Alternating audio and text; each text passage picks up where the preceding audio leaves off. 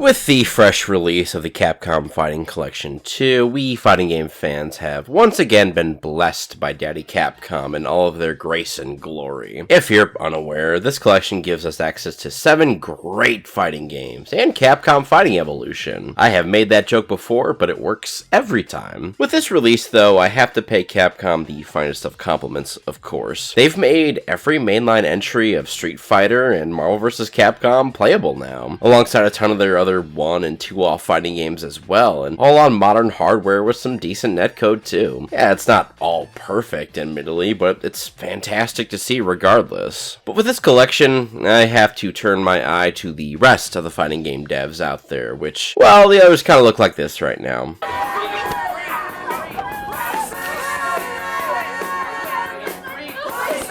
But I'm not here to talk about how Tekken 8 Season 2 had their Abigail moment with fuck your mom at EVO Japan, or how MK1 just dropped its definitive edition, meaning once again another Mortal Kombat game got the same 2-year life cycle that the rest of the NRS games got in spite of promised long-term support. Fell for it again, boys, am I right? Oh no, dear viewers, I am here to complain about something else entirely. Why is it that Capcom is the only company doing these sorts of awesome collections? Obviously, I gotta pick on the 2 companies I mentioned with NRS and Bamco, now of course, since both of these companies have long, rich traditions in fighting games, but have simply not given us access to any of them, at least in the modern era. I'll start with NRS since, well, if you're familiar with the more recent Mortal Kombat games like 11 and MK1, you can tell that NRS has this massive reverence for the arcade era of Mortal Kombat, but do you know that, outside of emulation of course, it's actually fairly difficult to play those original MK games? Your best options to play the original Mortal Kombats right now are either to buy a arcade 1-up cabinet, $300 for the current Mortal Kombat edition, or to purchase the GOG ports of Mortal Kombat's 1 through 4, which, FYI, those particular games are DOS ports of the original MKs and feature no controller support whatsoever. Regardless, having them available in any capacity, though, is a vast improvement over the rest of the Mortal Kombat catalog. They might not be great, but the original 2 adventure games and Mythologies and Special Forces have never seen a re-release outside the PS1. Mortal Kombat Gold, the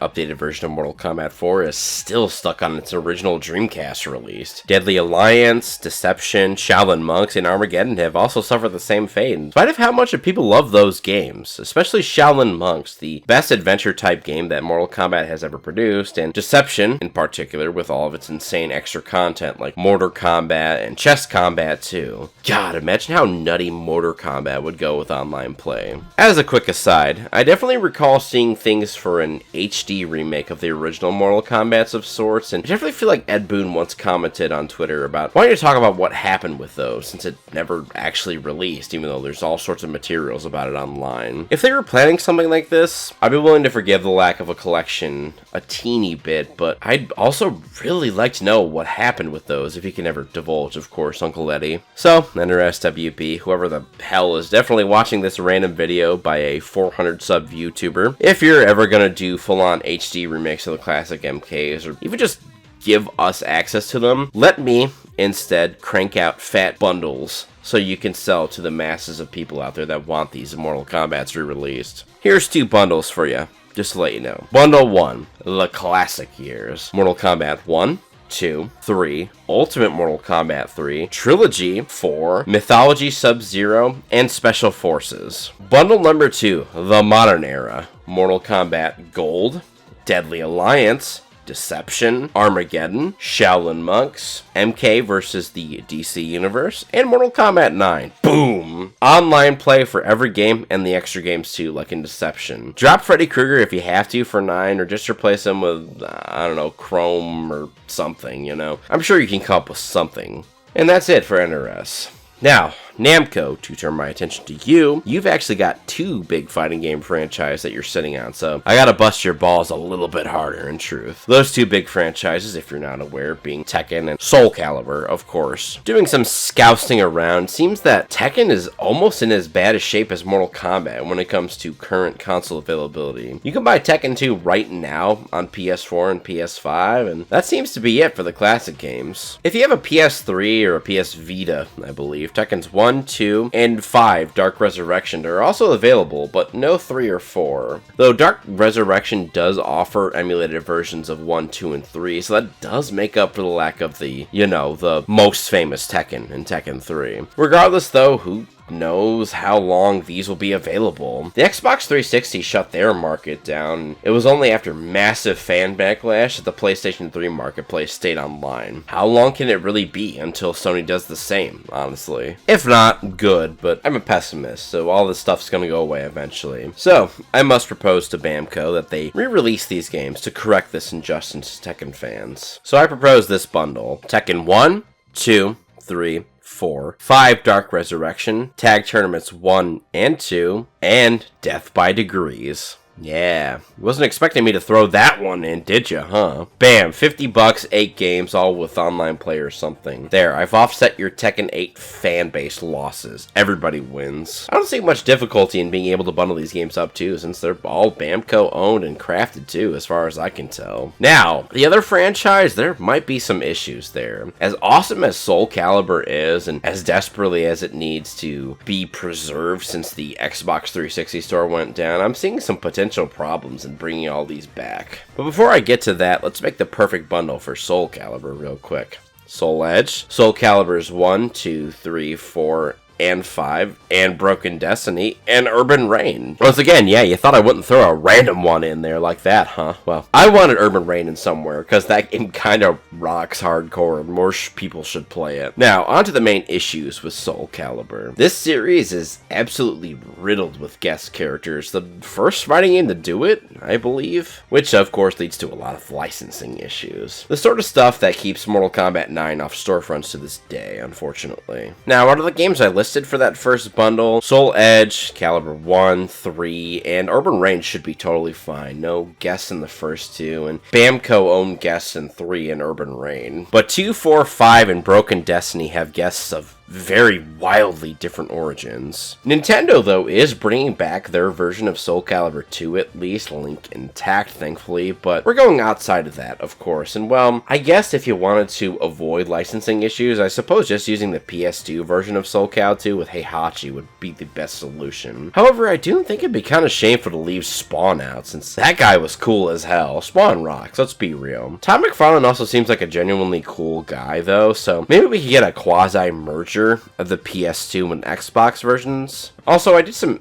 extra research, and I thought Necrid himself might be an issue, since, well, he was actually designed by Todd McFarlane, and in return, he got spawned into the Xbox version of Soul Calibur 2, but it seems like the design of this character is owned by both Todd and Bamco as well. Plus, with the Switch version coming back, I have to assume Necrid isn't an issue at all, so, well, maybe we could get some unholy merger version of all 3. Probably not, though. Soul Calibur 4 featured Darth Vader, Yoda, and Starkiller from the Force Unleashed series of games. I imagine this one might be quite the pickle. Even with the Star Wars license ailing heavily in recent decades, it can't be cheap to use Darth Vader and Yoda, 2 very popular characters, and while Starkiller is from a now decaying Star Wars game series, it might add a tiny bit of cost to the whole thing too. Soul Calibur 5 thankfully only has one guest character in Ezio from Assassin's Creed 2 to deal with, and well, Ubisoft isn't precisely doing the best right now, so they'd most likely be willing to play ball for some decent dosh. Broken Destiny is a PSP port of Soul Calibur 4 that included Kratos from God of War. It is classic Kratos, so